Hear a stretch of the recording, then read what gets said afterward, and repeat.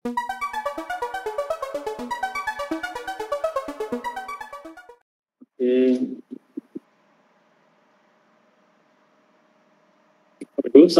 warahmatullahi wabarakatuh. Apakah suara saya bisa didengar dengan baik, Bapak Ibu? Oh, nggak bisa jawab ya? Jawabnya lewat chat. Bapak Ibu, kita akan lanjutkan sosialisasi ini atau orientasi proses PPG dalam jabatan 2021 di Universitas Negeri Yogyakarta. Dua materi sebelumnya Bapak Ibu sudah di-share tentang bagaimana fase atau tahap pendalaman materi dan pengembangan perangkat. Kali ini kita masuk pada fase ketiga dalam struktur kurikulum PPG kita, yakni tentang praktek pengalaman lapangan atau PPL. Ini outline materi kita akan perlihatkan ulang terus ya tentang tahap penyelenggaraan PPG dalam jabatan, terus nanti difokuskan pada tahap praktek pembelajaran, lalu kita lihat aktivitasnya apa saja yang dilakukan di sana. Untuk poin nomor 4, kebutuhan dosen kita skip, lalu nanti nomor 5 tentang lembar kerja, tagihan, penilaian, itu nanti akan disampaikan oleh Bu Laili ya, kira-kira begitu. Baik Bapak Ibu, ini dia, kembali kita tampilkan tahap secara keseluruhan PPG dalam jabatan 2021. Saat ini kita akan fokus pada poin yang saya tunjukkan di kursor, yaitu tentang PPL di sekolah ya. Bentar, saya tak buat pointer dulu biar mudah. Nah ini kita di sini, setelah tadi sore Bapak Ibu, dua kolom ini atau dua kotak ini sudah dikaji bersama tadi.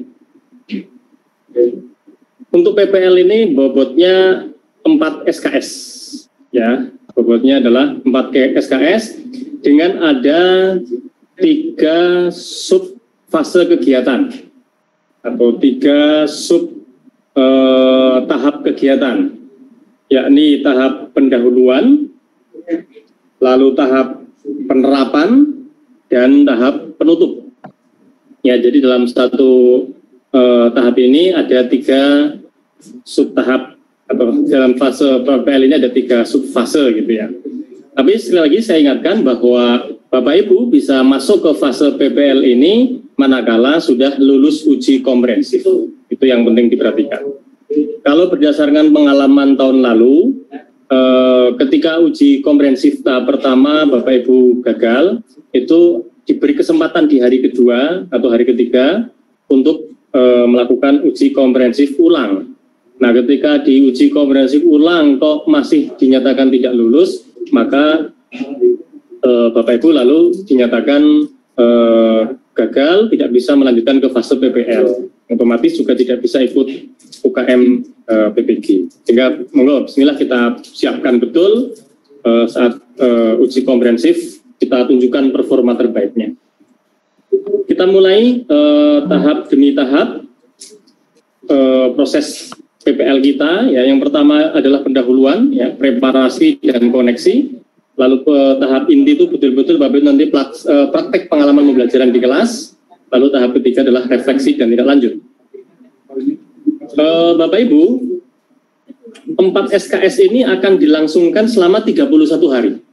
Ya, bobot SKS-nya tetap sama karena kurikulum PPG tidak bisa diubah sejauh ini, masih tetap seperti ini. Cuma durasi harinya yang diubah. Ya, kalau di tahun 2020, 4 SKS ini dikerjakan atau dilaksanakan dalam 26 hari. Untuk saat ini, PPL tahun 2021, Bapak Ibu akan menempuhnya selama 31 hari. Jadi, kalau kita lihat beban yang akan Bapak Ibu terima selama proses PPL, itu perharinya 7 JP.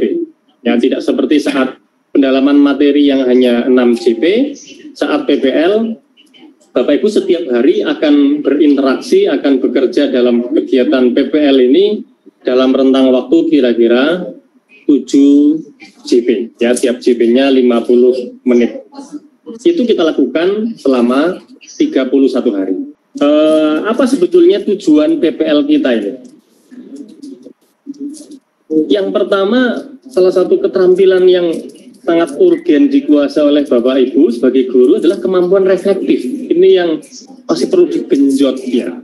Bahwa kita sebagai guru ini harus sering-sering melakukan refleksi atau mungkin dalam bahasa agamanya namanya muhasabah.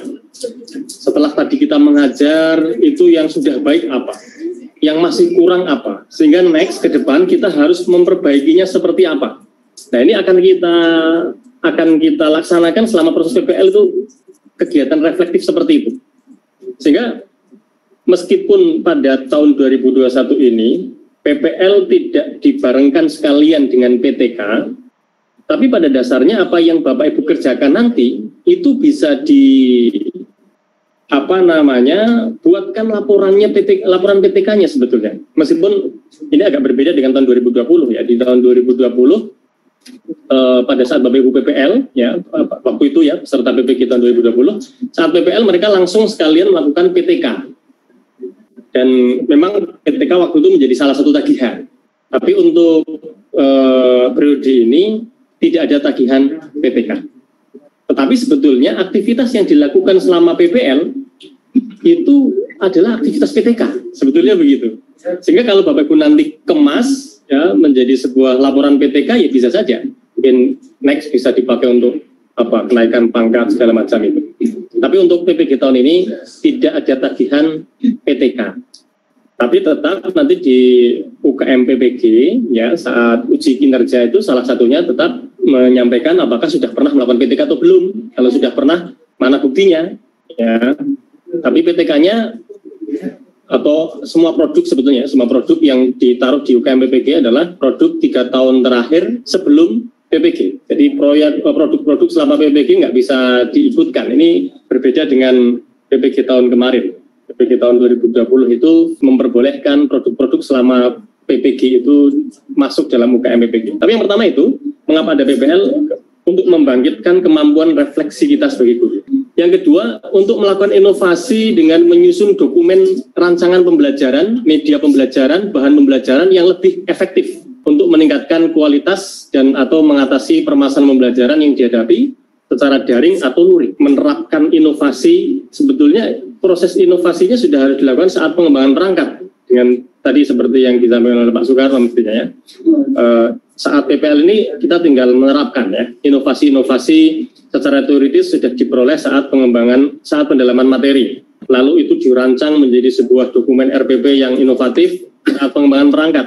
Nah, di saat PPL ini kita wujudkan itu di kelas. Yang ketiga, melaksanakan pembelajaran sesuai rancangan yang telah disusun dengan selalu memahami keberhasilan dan hambatan yang dihadapi. Dan yang keempat, melakukan refleksi dengan mencermati capaian dan hambatan yang telah dihadapi. Dan selanjutnya memikirkan langkah perbaikannya. Akan kita perlihatkan Bapak Ibu, kira-kira prosesnya seperti apa PPL kita ini. Ini akan kita kerjakan dalam 3 siklus atau 3 set pembelajaran yang sudah disiapkan di pengembangan perangkat ya. Tadi sudah disampaikan mestinya saat pengembangan perangkat Bapak Ibu mengembangkan 3 set perangkat pembelajaran ya, 3 RPP, 3 LKPD, 3 perangkat assessment, 3 media. Lalu ini akan kita terapkan selama 31 hari di fase PPL ini.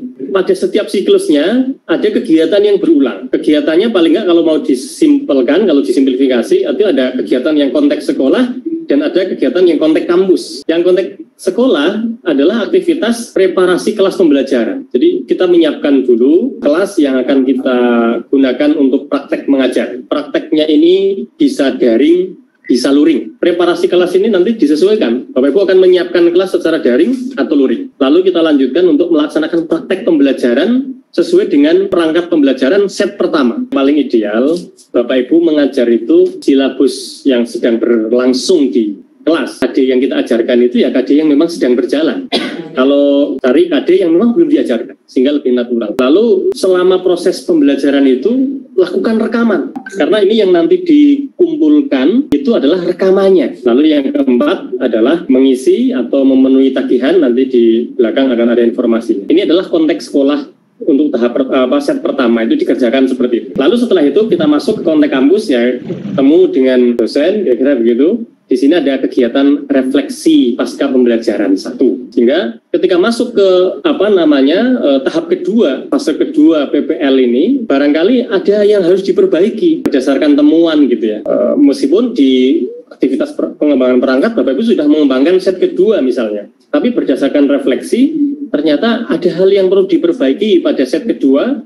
RPP di set kedua diperbaiki, LK-nya diperbaiki, ya bisa saja. Jadi otomatis untuk PPL pada tahap kedua ini nggak boleh sama ya RPP-nya dengan yang tahap pertama. Jadi materinya melanjutkan. Lalu masuk ke PPL tahap kedua, masih sama kegiatannya, yaitu mulai preparasi kelas pembelajaran, ditentukan daring atau luring, lalu Bapak Ibu melaksanakan praktek pembelajaran sesuai dengan dokumen perangkat pembelajaran set kedua yang mestinya juga sudah mengalami perbaikan revisi-revisi berdasarkan refleksi tahap pertama, lalu direkam seperti biasa. Tadi cara merekamnya tergantung, kalau pembelajarannya daring tinggal record saja aktivitas daringnya, kalau pembelajarannya luring ya bantuan teman mungkin ya untuk merekam pakai kamera di HP saja tidak apa-apa. Lalu masuk fase refleksi pasca pembelajaran 2 membuat RPL. Kembali ada kegiatan conference antara dosen, pembimbing, guru, pamong, dan Bapak Ibu peserta duduk bersama dalam ruang Google Meet,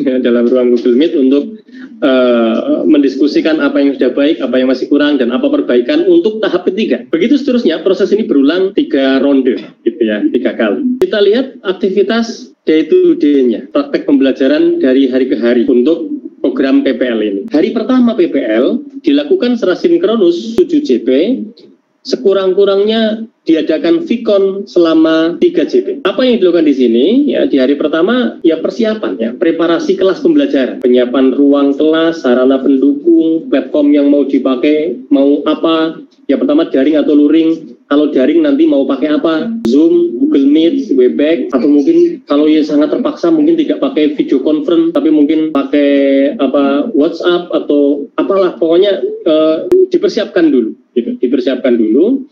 Pada fase ini juga Bapak Ibu diminta untuk membuat grup. Ya di situ ada siswa, ada Bapak Ibu guru sebagai guru yang sedang praktek, ada guru pamong dan ada dosen. Karena nanti dosen harus sit in ya. Jadi saat Bapak Ibu mengajar secara daring, ya nanti dosen guru pamong itu akan masuk ke Zoom atau ke Google Meet atau ke Webex atau ke perangkat yang lain. Pokoknya ikut sit in. Bagaimana kalau luring? Ya nanti diupayakan bagaimana caranya. Berarti nanti mungkin dihubungkan lewat Zoom juga bisa ya. Dihubungkan lewat Zoom, Bapak Ibu mengajar luring. Tetapi disiapkan ada Zoom yang menyorot kameranya ke ruang kelas, lalu sehingga Bapak Ibu dosen dan guru pamong yang di Jogja itu bisa ikut seolah-olah sit-in di kelas Bapak Ibu.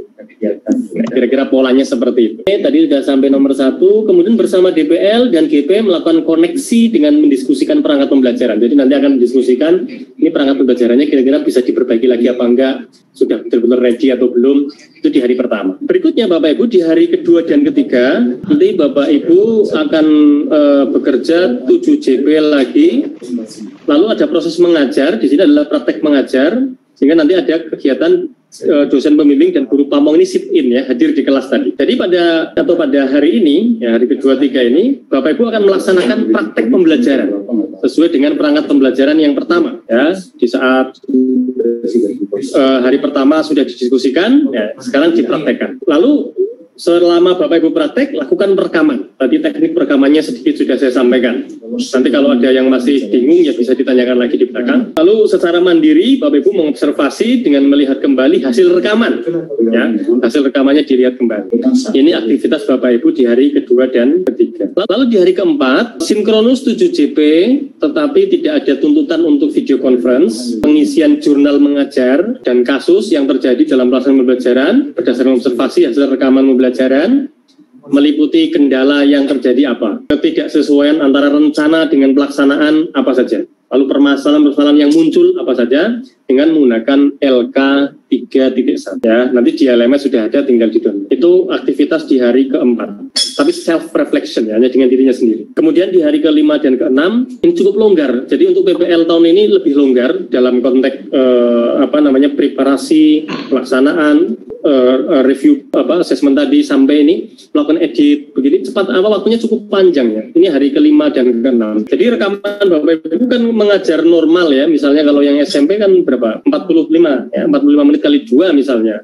Itu kan 90 menit. Tetapi nanti Bapak Ibu potong-potong bagaimana caranya, yang ditampilkan itu maksimal hanya 15 menit. Yang penting terwakili pembukaannya mana, kemudian kegiatan intinya mana, penutupnya mana, proses pembelajaran yang krusial itu terungkap semua. Pinter-pinternya Bapak Ibu untuk memilih segmen-segmen pembelajaran mana yang akan ditampilkan di video pembelajaran. Jadi kalau misalnya Bapak Ibu kan memilih problem based learning sebagai modelnya, maka paling tidak setiap sintak dari problem based learning itu terwakili dalam durasi 15 menit itu. Tahun lalu ini bisa. Lalu mengunggah hasil editing rekaman. Jadi ini kerennya di sini Bapak Ibu ya.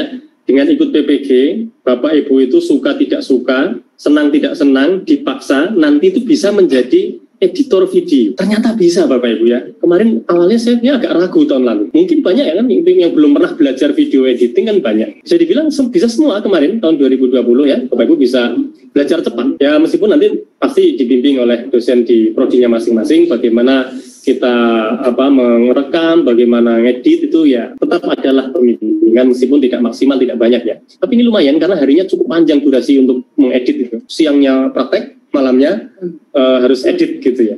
Sekarang Bapak Ibu punya waktu 2 hari seperti ini. Bapak Ibu lihat memang durasi hari PPL untuk tahun ini lebih panjang daripada tahun lalu. Lalu di hari ke-7 Bapak Ibu akan melakukan kegiatan 7 JP per hari lagi, sinkronus, tapi di sini tidak ada catatan tuntutan untuk video conference. Di sini ada aktivitas Bapak Ibu mengkonfirmasi kepada DPL dan GP tentang kelengkapan tagihan. Mungkin gimana, apakah ada. Lalu di hari ke-8 ini aktivitas 7 JP, sekurang-kurangnya Vicon 3 JP. Apa yang dilakukan di sini?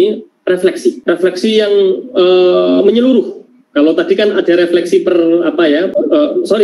ini refleksi seperti yang tadi saya sampaikan bahwa nanti Bapak Ibu guru, kemudian ada guru pamong, ada dosen pembimbing bareng-bareng itu untuk melakukan konferensi namanya ya. Kalau mau detailnya itu sebetulnya kita menggunakan pola 3-2-1, yaitu Bapak Ibu akan mencoba mencari 3 kelebihan dari proses pembelajaran yang sudah dilakukan, lalu mencari 2 hal yang mungkin masih kurang, yang masih perlu dipertanyakan, dan 1 tindak lanjut yang pasti harus dikerjakan pada fase berikutnya. Bapak Ibu lakukan itu ya, mendeskripsikan secara ringkas jurnal mengajar, berdiskusi dan berkonsultasi dengan dosen tentang faktor-faktor penyebab terjadinya kasus-kasus yang muncul di kelas tadi gitu ya, lalu berdiskusi dan berkonsultasi dengan dosen pembimbing, guru pamong untuk mengidentifikasi alternatif solusi. Yang masih kurang itu bisa diperbagi pada tahap kedua, PPL tahap kedua.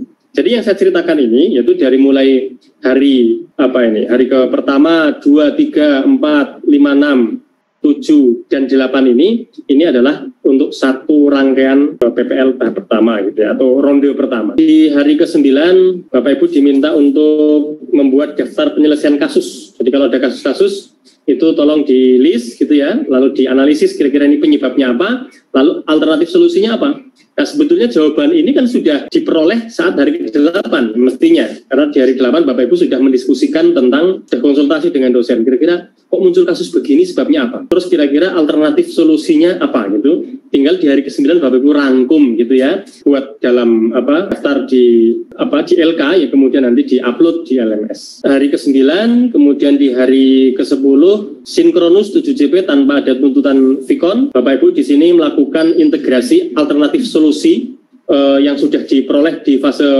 pertama itu ditaruh pada rencana pembelajaran tahap kedua. Jadi misalnya di tahap pertama tadi Bapak Ibu sudah mendapat masukan dari guru pamong, dari dosen, alternatif perbaikan, solusi perbaikannya apa, maka item-item itu kita integrasikan pada rencana pelaksanaan pembelajaran tahap kedua. Pada hari ke-10 ini dimungkinkan terjadinya perubahan. Pada saat pengembangan perangkat untuk set kedua berpeluang untuk direvisi pada fase ini. Karena memang ini kita sifatnya reflektif ya. Maka disinilah PTK-nya muncul ya, bahwa Bapak Ibu sebetulnya sedang melakukan PTK gitu, meskipun tidak dilaporkan sebagai sebuah PTK.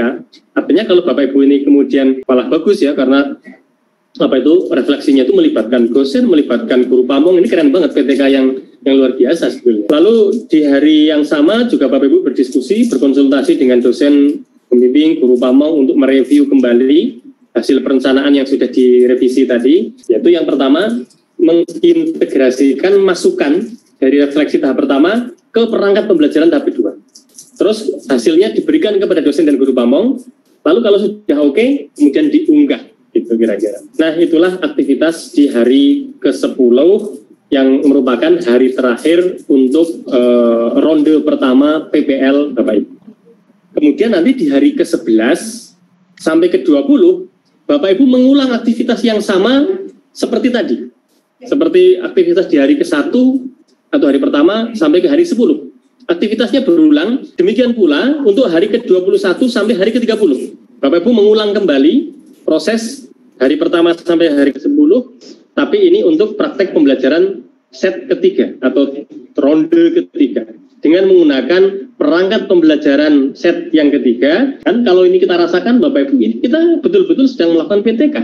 Sehingga kalau Bapak Ibu ini peristiwanya, prosesnya itu ditulis, direcord ya sedemikian rupa, lalu dibuat laporan PTK, ya bisa saja. Nah, nanti Bapak Ibu lalu lulus dari PPG, di samping dapat sertifikat gitu, juga dapat sebuah penelitian tindakan kelas yang dilakukan dengan sangat baik. Menurut saya kalau ini betul dikerjakan sangat baik, karena lalu di hari ke-30 dan 31 masih ada aktivitas sinkronus 7 JP per harinya.